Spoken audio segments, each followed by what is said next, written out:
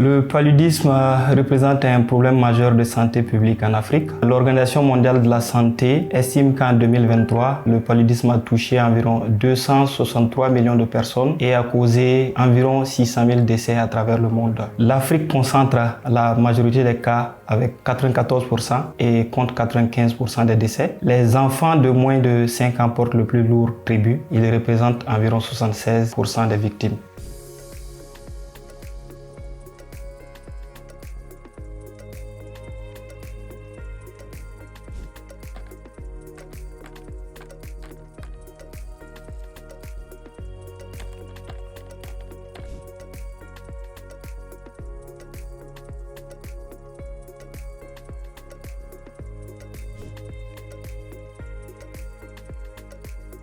Le monde a actuellement 2 vaccins dont RTSS et le R21 Matrix M qui représentent en fait une avancée majeure dans la lutte contre ce fléau.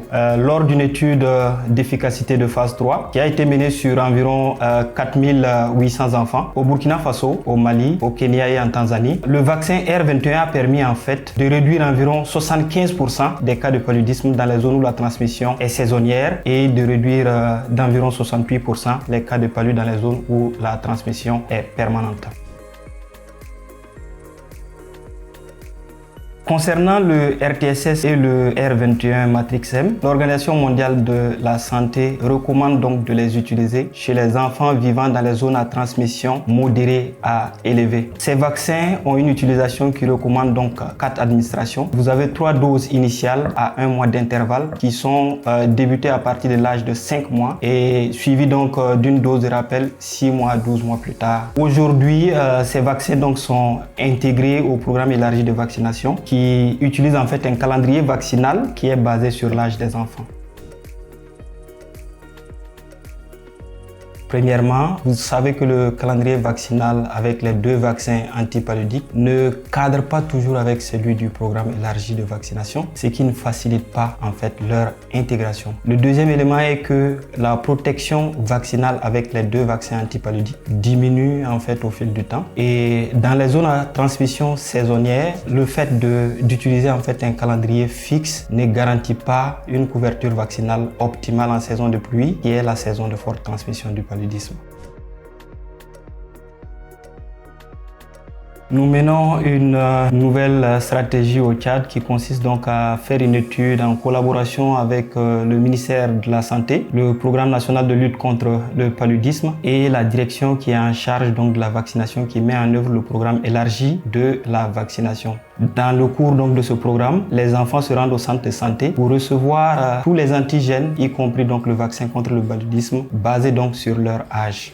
Notre nouvelle stratégie consiste donc à coupler la vaccination R21 Matrix M avec les campagnes de chimioprophylaxie contre le paludisme saisonnier. La campagne de chimioprophylaxie contre le paludisme saisonnier est largement acceptée et elle consiste donc à administrer un traitement préventif aux enfants de 3 mois à 59 mois chaque mois pendant la saison des pluies. Dans l'étude que nous menons actuellement au Tchad, nous comparons 2 stratégies. Une stratégie de vaccination R21 Matrix M combinée avec la chimio-prévention du paludisme saisonnier à une stratégie de vaccination intégrée dans le cadre du programme élargi de vaccination qui est donc basé sur l'âge. L'objectif de cette étude est de déterminer la stratégie qui est la plus efficace en termes de réduction des cas de paludisme chez les enfants, mais aussi en termes de faisabilité opérationnelle, en termes d'acceptabilité et aussi en termes de coût-efficacité.